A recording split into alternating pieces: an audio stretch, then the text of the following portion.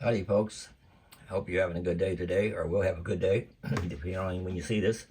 And I'll be. This is Alan, and today's news, and I'll be reading some stuff for you, making comments. You can make comments also if you want. Today we got the Daily Digest. American diesel reserves are running out, and it's going to seriously affect you. So here last week, the Energy Information Administration (EIA) reported that inventories of diesel, jet fuel, and heating oil had reached their lowest level since 2008. So I mean, less people be flying too, and that's all they said on that. Well, that's the end of that one. Let's see what else we got here. Why the United States Air Force still flies the F-117 Nighthawk. The F-117 Nighthawk is one of the most advanced military aircraft ever developed, designed in secret by Lockheed Skunk Works Division. The Nighthawk became a stealth attack aircraft and was very much shrouded in secrecy. Before its public unveiling in 1988, the Nighthawk would go on to serve with the United States Air Force from 1983 until 2008, and was highly recommended for its success during the Persian Gulf War and of 1991, as well as the conflict in Yugoslavia. The F-22 Raptor took over the mantle that the Nighthawk passed on. Okay, that's the F-117 Nighthawk. However, while it is officially retired, the F-117 is still flying. Sightings of the aircraft have taken place most years since 2008, although the U.S. Air Force has bizarrely not really acknowledged their usage during that time. Its continued use through is one that has sighted many people with at least 50 airframes as part of the retired fleet, and many of these aircrafts are flown periodically were even secretly deployed to the Middle East in 2016. These may well have conducted combat operations as well. Some 14 years after its official retirement, the F-117 is still going strong. Confirmed sightings of the F-117 get ever more frequent. Confirmed sightings of the Nighthawk will get ever more frequent in 2010. In the 2010s, with several sighted across the NTTR in 2010. Air Force Material Command would confirm in 2014 that the aircraft were being maintained in their hangars at Tonopah to confirm the effectiveness of the flyable storage program. Throughout the decade, sightings of the F-117 became more frequent, and despite the United States Air Force announcing in 2017 that the type would be permanently retired. That very much does not seem to be the case, though, as the F-117 has appeared somewhat regularly over the last few years. Okay, enough of that.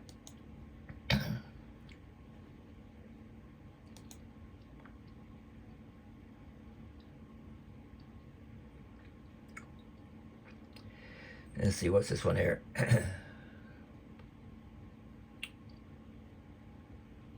Oh, that'll be a video.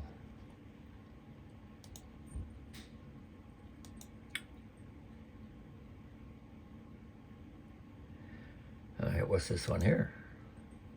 This is from Popular Science. Magnets might be the future of nuclear fusion. When shooting lasers at a nuclear fusion target, magnets give you a major energy increase. For scientists and dreamers alike, one of the greatest hopes for a future of bountiful energy is nestled in a winery coated vale east of San Francisco. Here lies the National Ignition Faculty in California's Lawrence Livermore National Laboratory. Inside National Ignition Faculty boxy walls, scientists are working to create nuclear fission, the same physics that powers the sun.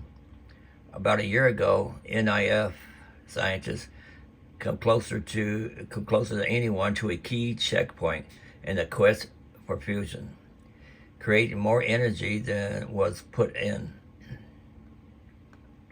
Unfortunately, but in a familiar outcome of those familiar with fusion, that world would have to wait. In the months after the achievement, NIF scientists weren't able to replicate their feat, but haven't given up. And a recent paper published in the journal Physics Review Letters on November 4th might bring them one step closer to cracking the problem that has confounded energy seekers for decades. Their latest trick, lightening up fusion within the flux of a strong magnetic field. Okay, so I'm all read about that now. Now, yesterday, I was reading about these lemon cars, and I stopped at number 24, the Chevy Suburban. Let's see what else they got here. Number 23, Ford Fiesta. Like many subcompacts, Ford's smallest car tends to compete with larger late-model used cars on price, and doesn't necessarily succeed in that regard.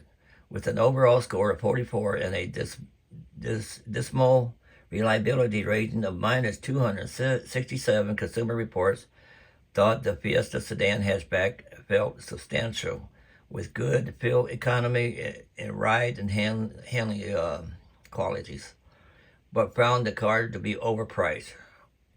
With very tight rear seat room and feature poorly designed controls, it also found the available three-cylinder engine to be lacking. Of course, 3 cylinders. The sporty ST version fares better, but is costly.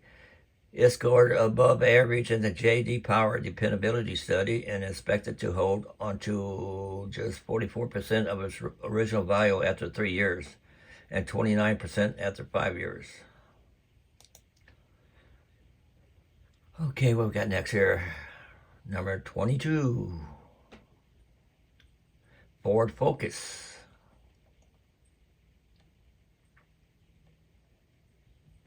They stop hiding the picture. There you go. The compact car market is traditionally one of the industry's most cutthroat segments, and it takes a lot more than the Focus can muster to stand out in a crowded field. With an overall score of 54 and a reliability rating of minus 118, Consumer Reports gave the Focus sedan hatchback good marks for its ride, handling, and fuel economy, but criticized it for its awkward controls, a too cramped rear seat, and its poor reliability. Coming in a choice of 4-door sedan or hatchback body styles, the new Focus stands out with appealing dynamic styling inside and out.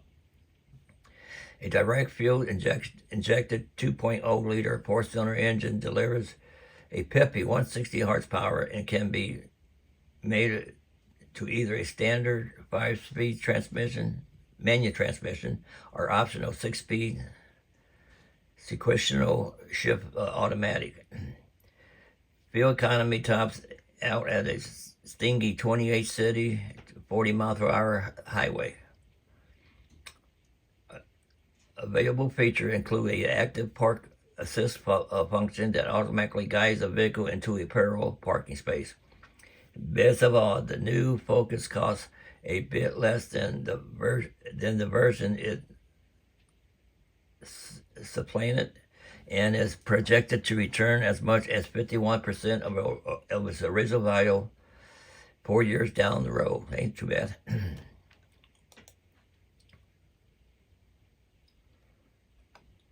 Number 21, Dodge Dart. Another compact car that misses the mark. Let me get a good look at it here. All these cars are stylish.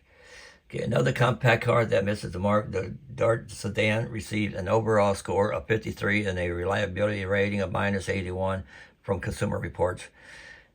Consumer Reports like the Dart's solid and substantial rear and front seat room, but found its engine choices to be lackluster, with unimpressive fuel economy and uncomfortable seats.